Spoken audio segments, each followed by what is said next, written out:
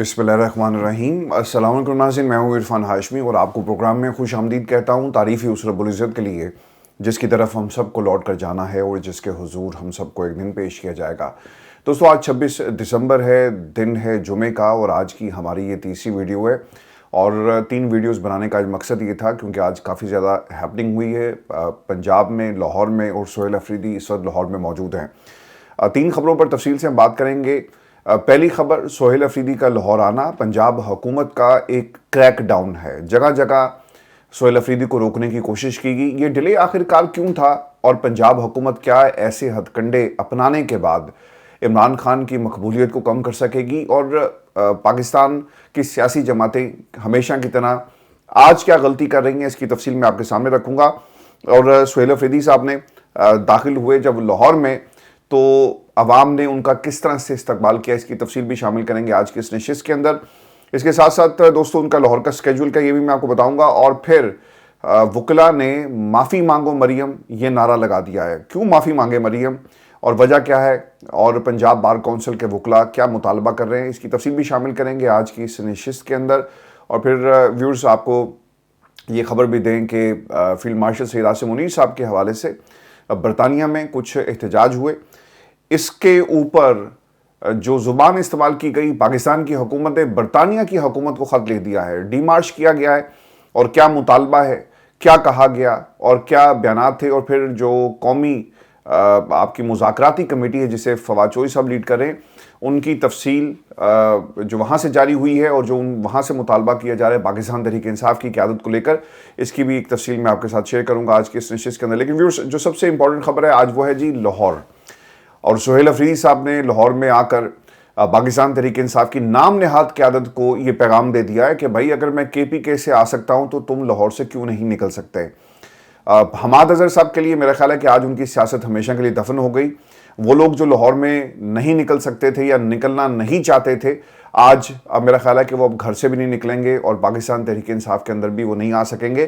कुछ खबरें ऐसी भी आ रही हैं कि हमाद अजहर साहब के घर जाना था इन्होंने, लेकिन इनको शायद मना कर दिया गया। अब इसमें कितनी सदाकत है ये हमाद अजहर कंफर्म कर सकते हैं उनके वालिद के अफसोस के लिए। जिस तरह नून लीग के लोग आपके घर आते रहे, तो अगर सोहेल अफरीदी साहब अगर आपके घर आ जाते तो इसमें मेरा ख्याल है कि कोई कबाहत नहीं थी। लेकिन कुछ लोगों का ये दावा है कि मना कर दिया गया कि सोहेल अफरीदी तुसी मेरे घर नहीं आना। अगर वो आ गए तो ऑब्वियसली जिन लोगों से आपने गारंटीज ली हुई हैं कि मैं सियासत में हिस्सा नहीं लूँगा, तो आज तो लाहौर पूरा सड़कों पर है। और लाहौर के क्या मनाजिर थे ये मैं आपको साथ साथ दिखा भी रहा हूँ। दोस्तों, इन वीडियोस में आप देख सकते हैं कि जब सोहेल अफरीदी KPK से चले तो रास्ते में जितने भी इंटरचेंज थे वहाँ पर उनको पुलिस ने रोका। जो आपकी हदूद में थे वहाँ पर लोगों ने उनका पुरतकबाक इस्तकबाल किया। जिस तरह ये पंजाब में दाखिल होते हैं तो हर इंटरचेंज के ऊपर पुलिस की भारी नफरी को तैनात कर दिया गया। फिर इसके साथ एक और काम इन्होंने ये किया कि जितने आसपास के इलाके थे और टिकट होल्डर्स, MNAs, MPs जो सोहेल अफरीदी को पंजाब में वेलकम करने के लिए वहां पहुंचे, उनको भी मोटरवे इंटरचेंज के ऊपर जो है रोक लिया गया और रास्ते बंद कर दिए गए।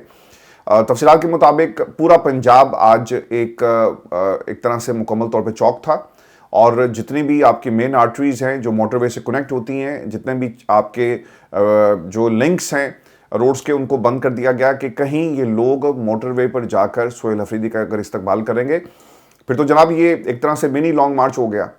तो रोकने के लिए पंजाब पुलिस का जगह जगह इस्तेमाल किया गया है। अब आप अगर एक सूबे की वज़ीर आला हैं, आपकी हुकूमत है, तो ये मंजर और ये सब कुछ आपके साथ भी KPK के अंदर हो सकता है। खैबर पख्तूनख्वा में आपके साथ भी ये सब कुछ हो सकता है ना।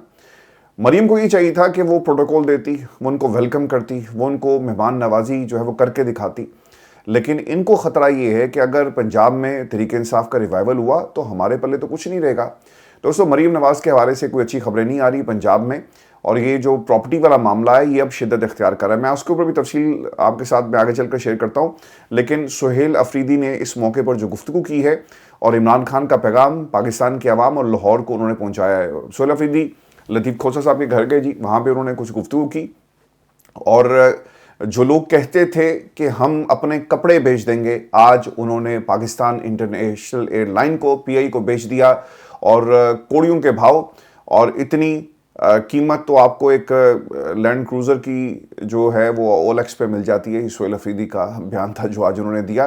लेकिन जो वो गुफ्तगू कर रहे हैं ये एक अपनी तरफ, लेकिन एक चीज़ दोस्तों बहुत इंपॉर्टेंट है कि लाहौर के अंदर पाकिस्तान तहरीक इंसाफ पहले भी कोशिश करती रही है, लोगों ने भरपूर कोशिश की, लेकिन सोहेल अफरीदी का लाहौर में दाखिल होने से मेरा ख्याल है कि ये पैगाम मरियम को दिया गया है। अली अमीन गंडापुर इससे पहले आए, तो अली अमीन गंडापुर का आना लाहौर में या पंजाब के अंदर इतना मायने नहीं रखता था, क्योंकि जब भी वो लाहौर गए, आपको याद होगा कि लास्ट टाइम उन्होंने एक अफरीदी साहब दूसरे उनको सेनेटर बनवाना था, तो पूरा एक लश्कर लेकर वो लाहौर पहुँच गए और जहाँ से उनको सपोर्ट किया जा रहा था हम सब जानते हैं।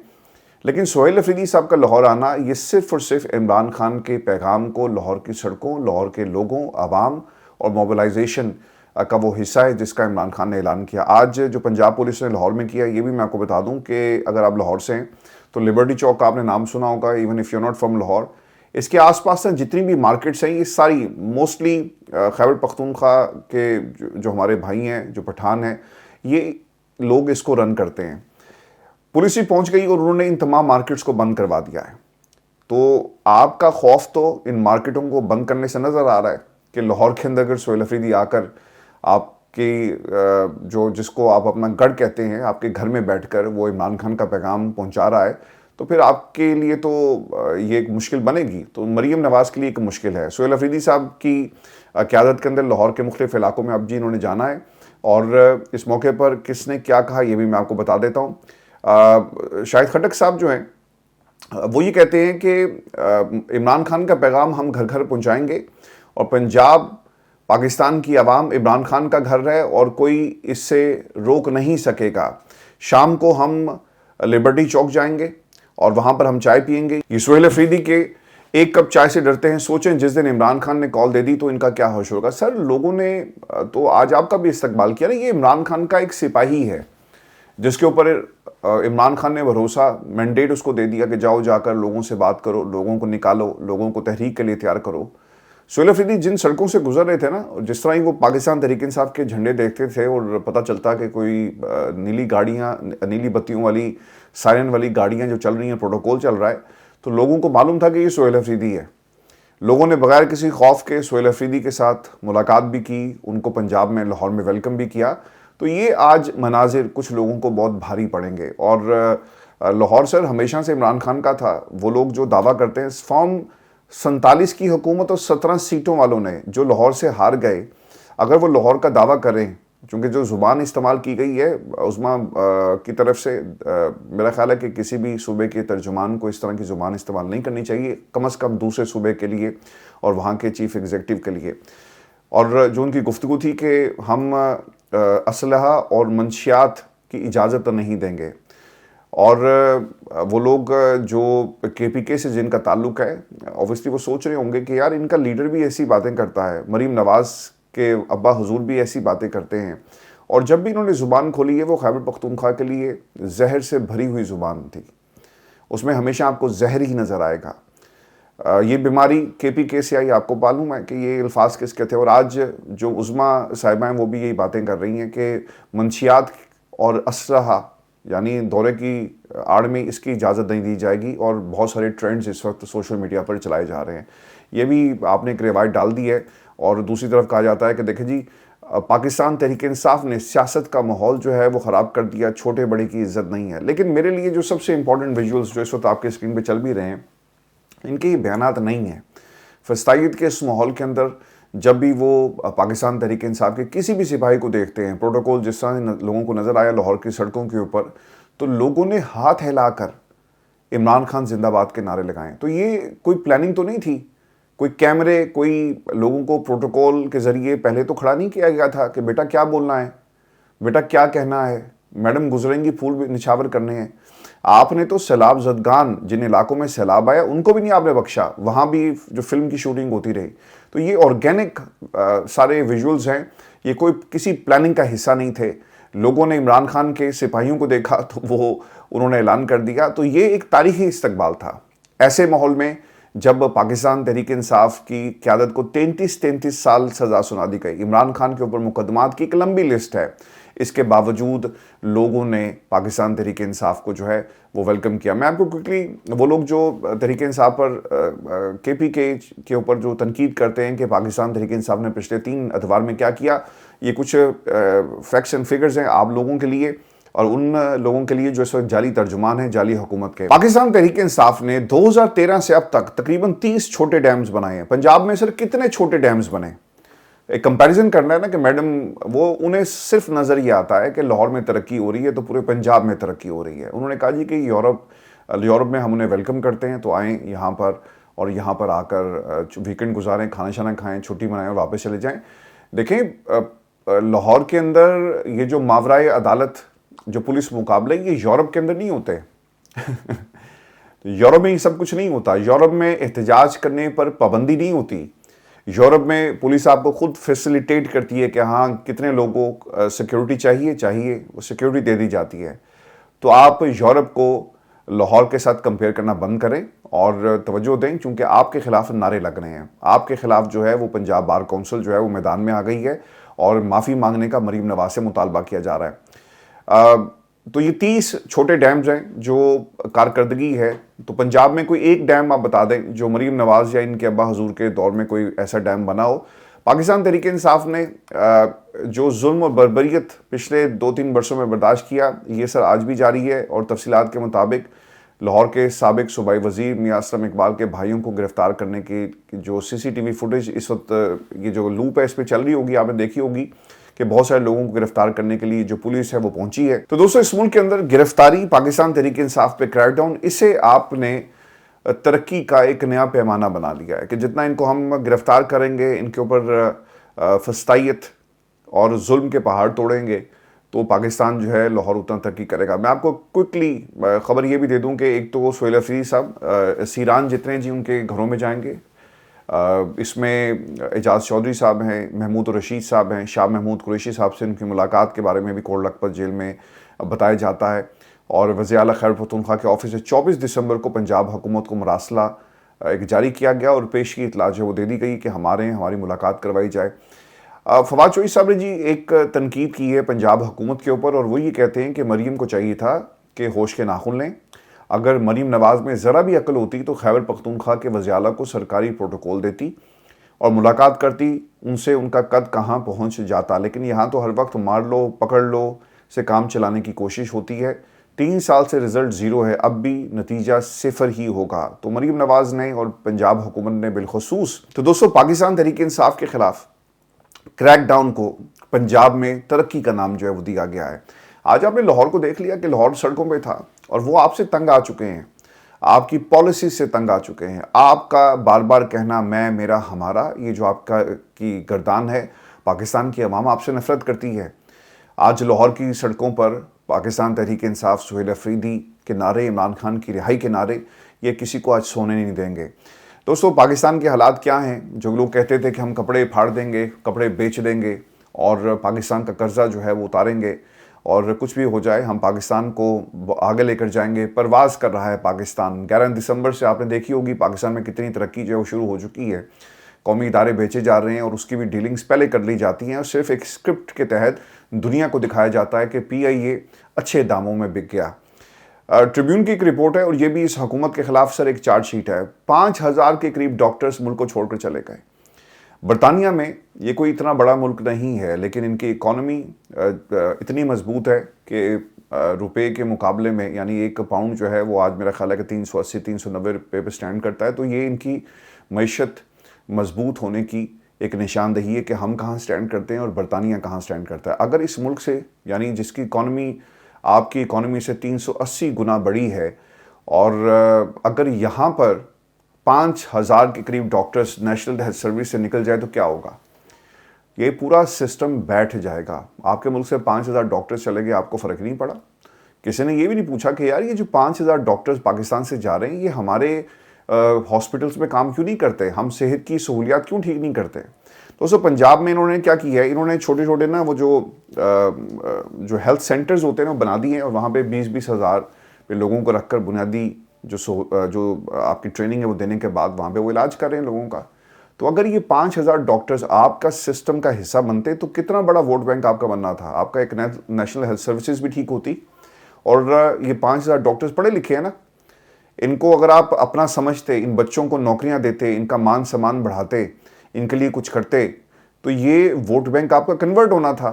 चूंकि इन लोगों ने अपने अपने सर्कल्स में बात करनी थी कि नहीं यार, हमारे लिए बहुत काम कर रही है पंजाब हुकूमत, हमें रोक रहे हैं, हमें अच्छी तनख्वाहें दी जा रही हैं, लेकिन अब वो क्या सोचेंगे सारी उम्र के, यार इस हुकूमत ने हमारे लिए कुछ नहीं किया। यहाँ पर तो डॉक्टर्स के खिलाफ पर्चे होते हैं, धमकियाँ देकर 14-14 लाख रुपये आप उनसे निकलवा लेते हैं। तो उन्होंने पाकिस्तान के लिए सर क्या करना है, कुछ नहीं करना। जिसका जोर है, ये एक डंडे की सरकार है और इनके हाथ में डंडा है और वो डंडे के जोर पर हुकूमत करना चाहते हैं। आज ही जो लाहौर ने फैसला सुना है, सर आपकी उल्टी गिनती शुरू हो गई है। 5,000 डॉक्टर चले गए, 11,000 इंजीनियर्स। अब ये जो इंजीनियरिंग वाला शोबा है ना, वो सर इसलिए हमेशा से पाकिस्तान में कभी भी ये पनप नहीं सका। हमने अपनी होश में जब से भी इंजीनियरिंग को देखा है, लोगों को परेशान नहीं देखा। अगर आप सिविल इंजीनियर तो आप ठेकेदारों के अंडर काम करेंगे, ऐसा ही होता है ना। मैकेनिकल इंजीनियरिंग के लिए आपको इंडस्ट्री चाहिए, केमिकल इंजीनियरिंग के लिए इंडस्ट्री चाहिए, वो है नहीं हमारे मुल्क के अंदर। हमारे यहाँ जितनी भी इंडस्ट्री है उसको सिर्फ एक ख़ास पैटर्न से हमेशा हर दौर में चलाया गया।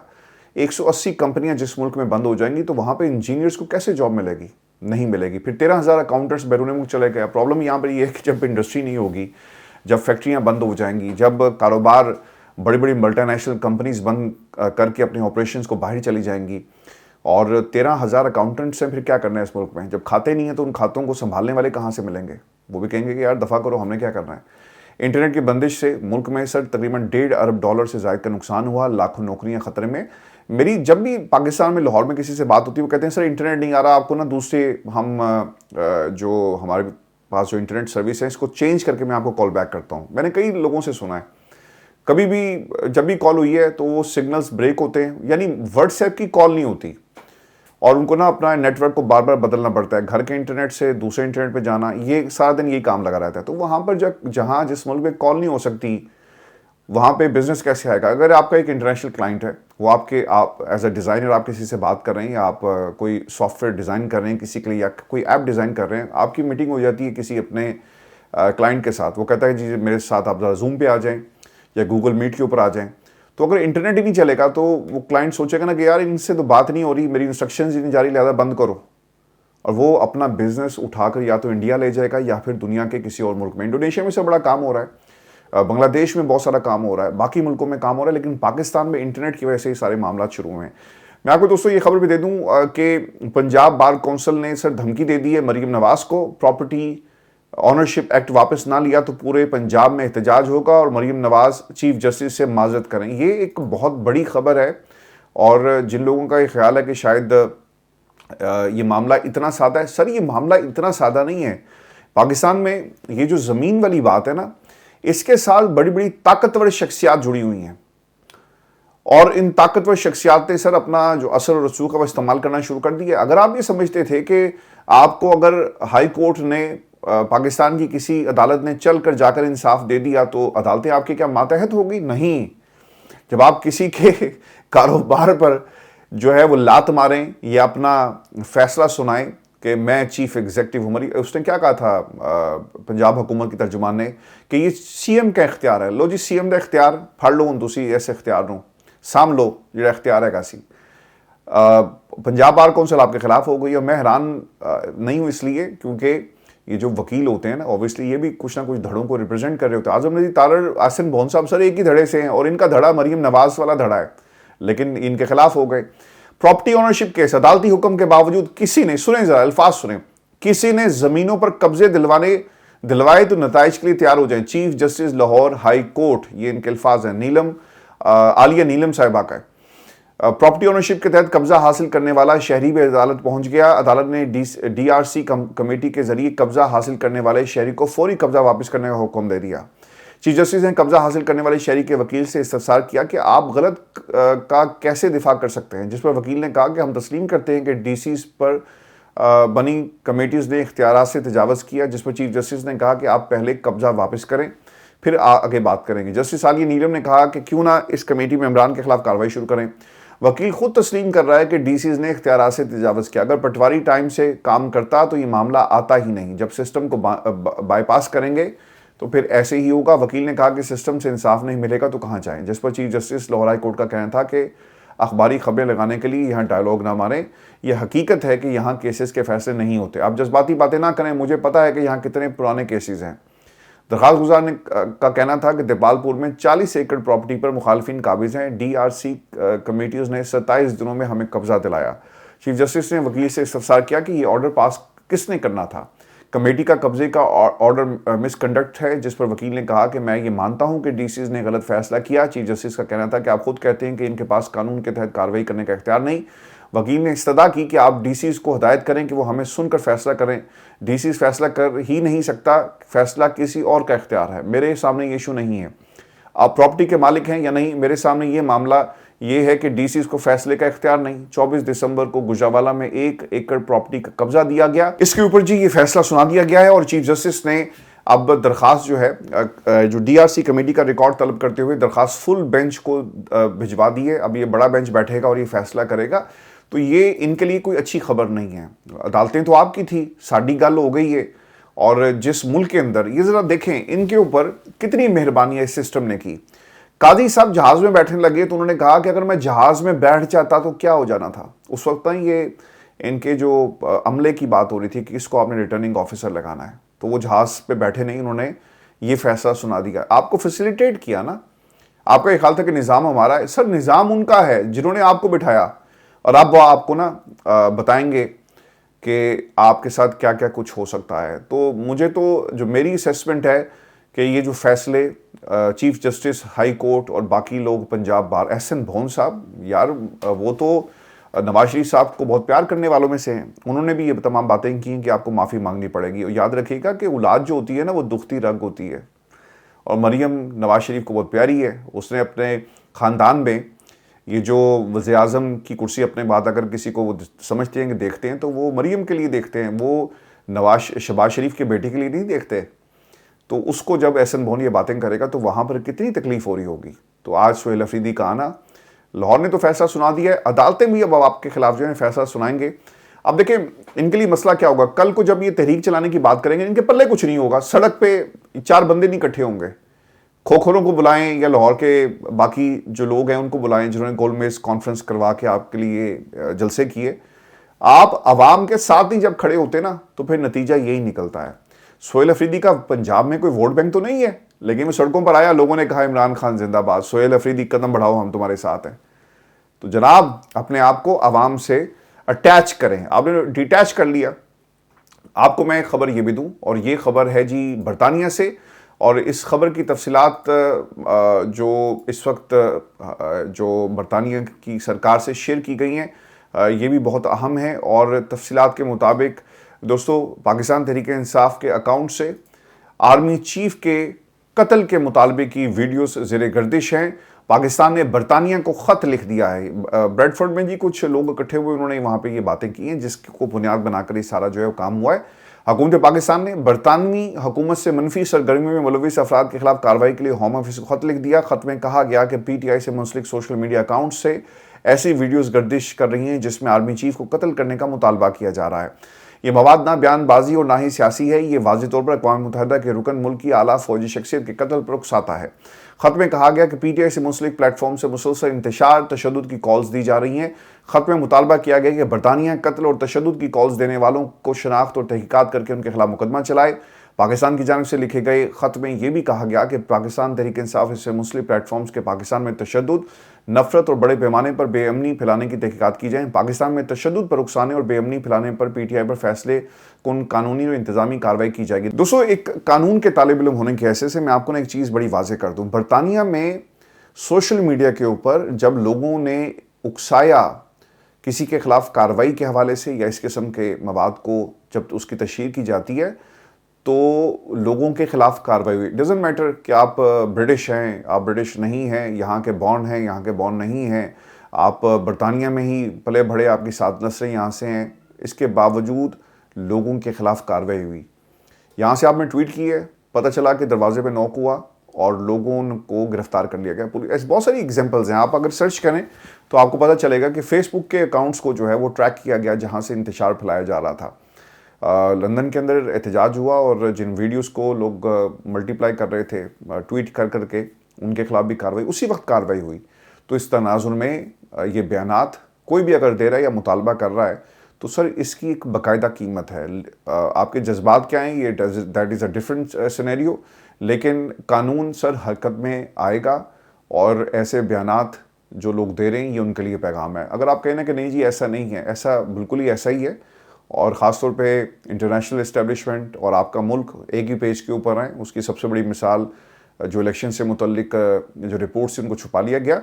तो अब पाकिस्तान की हुकूमत ने सर इसके ऊपर बाकायदा सवाल उठाया है और यहाँ की हुकूमत से क्या मुतालबा किया गया ये मैं आपके साथ शेयर कर देता हूँ। तफसीलात के मुताबिक पाकिस्तान की हुकूमत ने बरतानवी डिप्टी हेड ऑफ मिशन की वजारत खारजा तलबी और ब्रेडफोर्ड में होने वाले एहतजाज पर डी मार्च दिया। तफसीलात के मुताबिक बरतानवी हाई कमिश्नर जेन मेरिट इस वक्त मुल्क में मौजूद नहीं थी, जिसके बायस वजारत खारजा की जानिब से बरतानिया के कायम मकाम हाई कमिश्नर को डिमार्च जारी किया गया। ये डिमार्च बरतानवी शहर ब्रेडफोर्ड में पाकिस्तानी कौंसलेट के बाहर होने वाले एहतजाज पर जारी किया गया। ज़राए के मुताबिक एक सियासी जमात के ऑफिशियल अकाउंट को बरतानिया में मुजाहिरीन जमा करने के लिए इस्तेमाल किया गया। मुजाहिरीन ने चीफ ऑफ डिफेंस फोर्सेस के खिलाफ इंतहाई इश्तियाल अंगेज़ और काबिल एतराज़ ज़ुबान इस्तेमाल की। एहतजाज के दौरान फील्ड मार्शल को मारने की धमकी दी गई और कहा गया कि उन्हें एक कार बम धमाके में कत्ल कर दिया जाएगा। ये उसकी मैं तहरीर पढ़ रहा हूँ जो कि रिपोर्ट हुआ है। ज़राए के मुताबिक हुकूमत पाकिस्तान ने बरतानिया की सरजमीन से दी जाने वाली इन धमकियों का सख्त नोटिस लिया और जोर दिया कि बरतानिया अपनी सरजमीन को पाकिस्तान को गैर मुस्तहकम करने के लिए इस्तेमाल ना होने दे। तो ये मुतालबा कर दिया गया है जी कार्रवाई का। और ऐसे बयानात देने से पहले मेरा ख्याल है कि लोगों को इसके कॉन्सिक्वेंसेस से आगाह रहना चाहिए। आप अगर ये समझते हैं कि ये चीज़ जो है इसको कोई नोट नहीं करेगा तो मेरा ख्याल है कि आपको यहाँ की पुलिस ने और कानून नाफिज करने वाले इदारों ने सोशल मीडिया पर जो है क्रैकडाउन किया था कुछ अर्सा पहले, आपको वीडियोस देखनी चाहिए। मैनचेस्टर का एक वाकया हुआ, इसके बाद मसाजिद के ऊपर भी हमले होते रहे। उसके बाद की सिचुएशन ऐसी थी, सोशल मीडिया पर जो बयान जारी हुए उसके तनाजुर में कार्रवाई हुई है और लोगों को सजाएं भी हुई। दोस्तों ये हमारी आज की वीडियो थी। अपने कमेंट्स जरूर भेजिएगा, चैनल को सब्सक्राइब करना मत भूलें। इजाज़त दीजिए, अल्लाह निगहबान।